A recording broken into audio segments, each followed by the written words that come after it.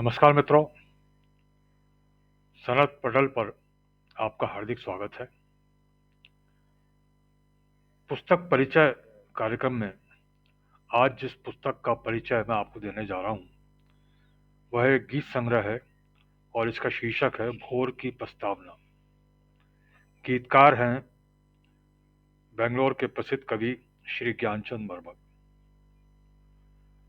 यह पुस्तक जो है एक पेपरबैक एडिशन है और इसमें 114 पृष्ठ हैं पुस्तक में।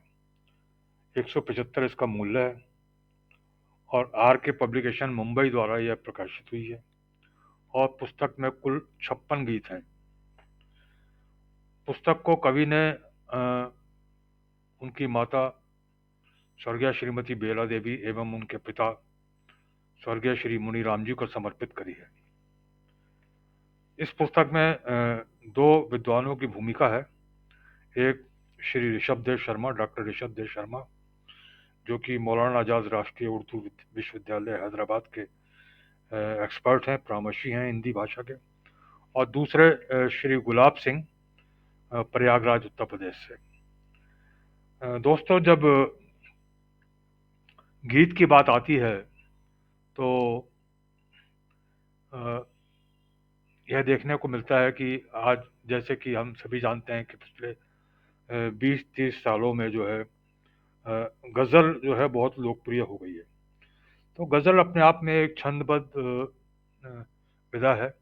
उसी तरह गीत भी अपने आप में एक छंदबद्ध विधा है। लेकिन गीत तो बहुत पहले से ही हमारे हिंदी साहित्य में देखने को मिलता है, लेकिन गीत के लिखने वाले कम होते हैं, क्योंकि गीत जो है आत्मा की वस्तु होती है।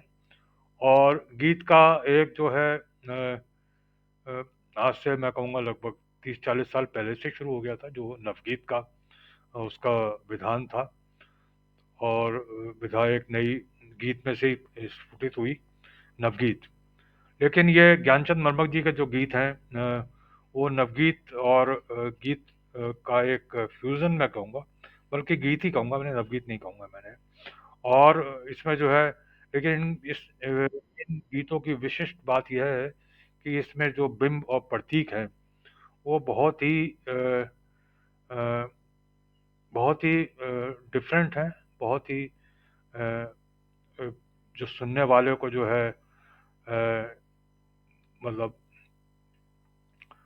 चकित करते हैं, अचरज में डालते हैं, और बहुत ही अलग तरह के जो अनसुने बिंब और प्रतीकों का उन्होंने प्रयोग किया है। यह भी इन गीतों की एक विशिष्टता है। गीत के बारे में कई तरह की परिभाषाएं आपको मिलेंगी, लेकिन यहाँ श्री ज्ञानचंद मर्मक जी ने अपनी बात में गीत के बारे में चंद पंक्तियां लिखी हैं। तो मैं पहले तो वो साझा करना चाहूँगा कि कवि गीत के बारे में क्या कहता है। ये देखें ज्ञानचंद मर्मक जी के शब्दों में कि गीत गुनगुनाहट की भाषा होती है जो सांसों के व्याकरण से स्पंदित होती है। मेरे लिए तो गीत मेरी गुनगुनाहट ही है, परंतु गुनगुनाहट से गीत तक की यात्रा मेरे लिए हमेशा कठिन रही है। गीत सृजन से पूर्व मैं उस पीड़ा को बार बार जीता हूँ जिसका विस्तार मेरे गीतों में होता है, परंतु लिखने के पश्चात जिस आनंद की अनुभूति होती है वह शब्दों से परे है।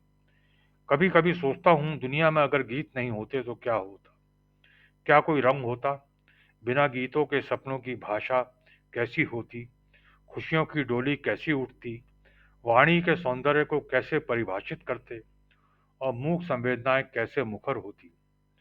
तितली के पंखों पर छिटकी हुई रंगों से लेकर आंसुओं की बूंद तक गीत ही गीत बिखरे हुए। तो आइए अब मैं इस पुस्तक में से हर चंद गीतों के चंद पंक्तियां आपके साथ साझा करूंगा। जो इसका पहला ही गीत है उसमें से चंद पंक्तियां सुने। गीत का शीर्षक है कि है अंधेरी रात कोहरा भी घना है। ये देखें कि पूर्णिमा को फिर अमावस छल रही है, रोशनी बैसाखियों पर चल रही है। पूर्णिमा को फिर अमावस छल रही है, रोशनी बैसाखियों पर चल रही है। हर तरफ है भीड़ बस परछाइयों की, अस्मिता किरणों की बेबस जल रही है। कर रहे हैं जुगनुए दिन की समीक्षा, जाने कैसी भोर की प्रस्तावना है अंधेरी रात, कोहरा भी घना है, और उजालों की तरफ जाना मना है। तो ये भोर की प्रस्तावना, जो कि इसका शीर्षक गीत था, और उसमें से मैंने आपको ये चंद पंक्तियां सुनाई। और देखिए इसमें कितना एक गहरा तंज है कि है अंधेरी रात, कोहरा भी घना है, और उजालों की तरफ जाना मना है। एक दूसरे गीत की चंद पंक्तियां देखें कि इसमें जो है कवि ने बदले हुए चेहरों के बारे में बात करी है कि बदले हैं चेहरों के रंग, दर्पण को क्या दोष दूं। बदले हैं चेहरों के रंग, दर्पण को क्या दोष दूं। खुद से ही है खुद की जंग, खुद से ही है खुद की जंग, जीवन को क्या दोष दूं। खुद से ही है खुद की जंग, जीवन को क्या दोष दूं। एक और दूसरे गीत की चंद पंक्तियां देखें कि सपनों का इंद्रधनुष केवल बादल में उगते देखा है। यह गीत का शीर्षक है। इसमें से चंद पंक्तियां देखें आप कि खाली दीवारों पर लटके उम्मीदों के मूर्छित घोड़े, खाली दीवारों पर लटके उम्मीदों के मूर्छित घोड़े, चेहरों में चेहरे झांक रहे, विश्वासों की तुरपन ओढ़े, घर की छत से गलियारों तक रिश्तों को रिश्ते देखा है। और वो बस्ती कोई और जहां हर रोज सवेरा होता है, वो बस्ती कोई और जहां हर रोज सवेरा होता है, जब भी जुगनू से कर्ज लिया कुछ और अंधेरा होता है। सूरज की आस लिए कितने दियों को बुझते देखा है, सपनों का इंद्रधनुष केवल बादल में उगते देखा है। और दोस्तों मैं आपको और एक दूसरे गीत की अ, ये देखिए कितना सुंदर प्रयोग किया है। इस गीत का शीर्षक है पाँव के विश्वास से मुंह मोड़कर। ये पंक्तियां देखें चंद कि सभ्यताओं की लताएं शौक से घर के गमलों में सदा बोते रहे, प्रेम की कोमल सलोनी पीठ पर द्वेष के बेताल को ढोते रहे। फिर न कहना आदमी के पेड़ पर जानवर फलने लगे तो क्या करें, फिर ना कहना आदमी के पेड़ पर जानवर फलने लगे तो क्या करें।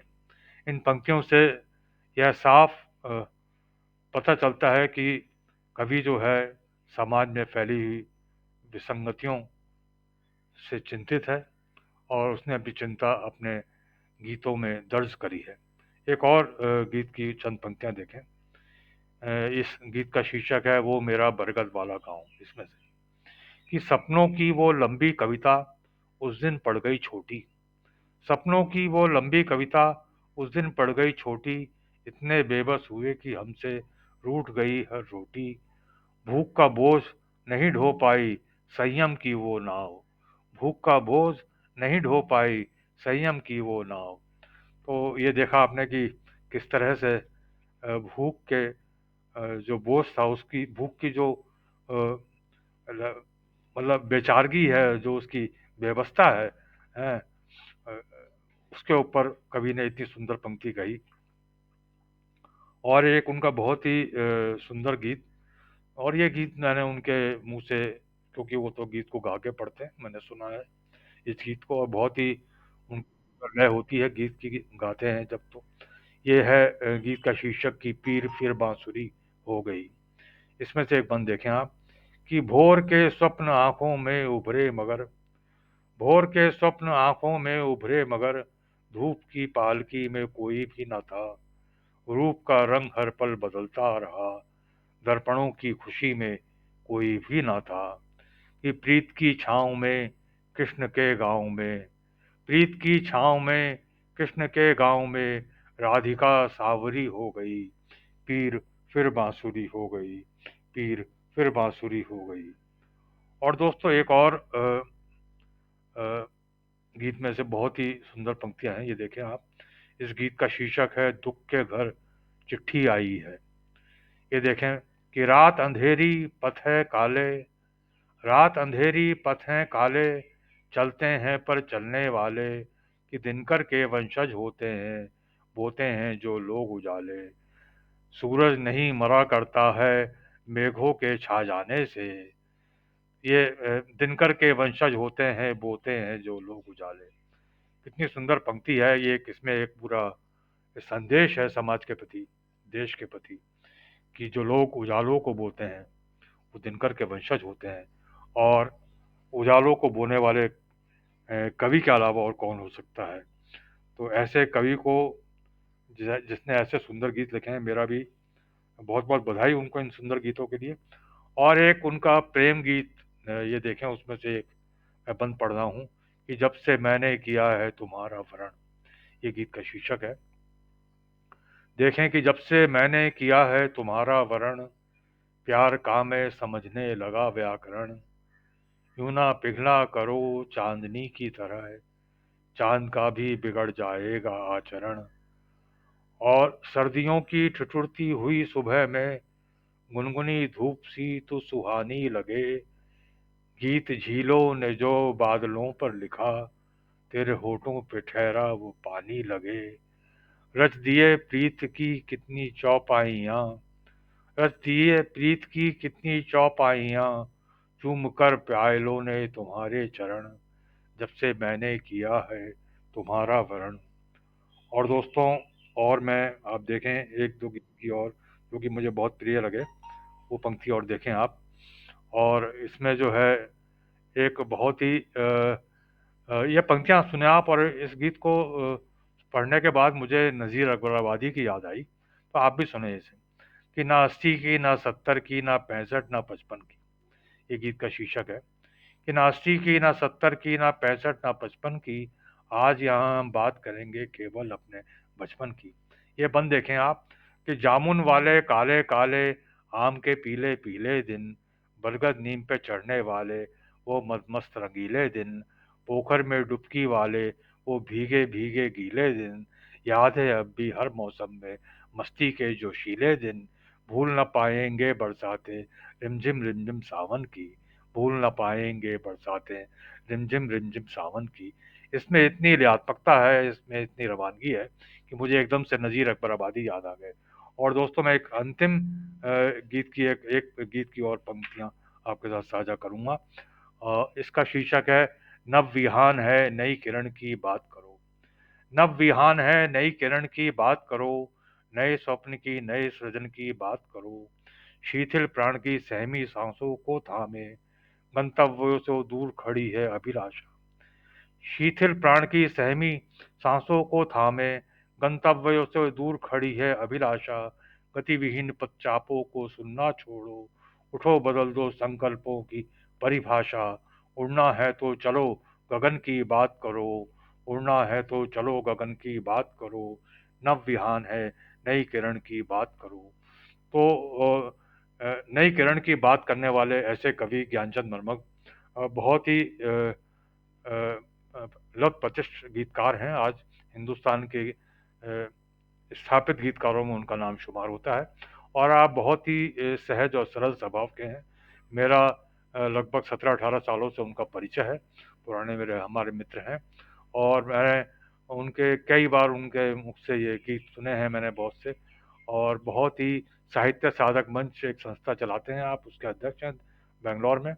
और बहुत से साहित्यकारों को, कवियों को आपने जन्म दिया है इस संस्था ने।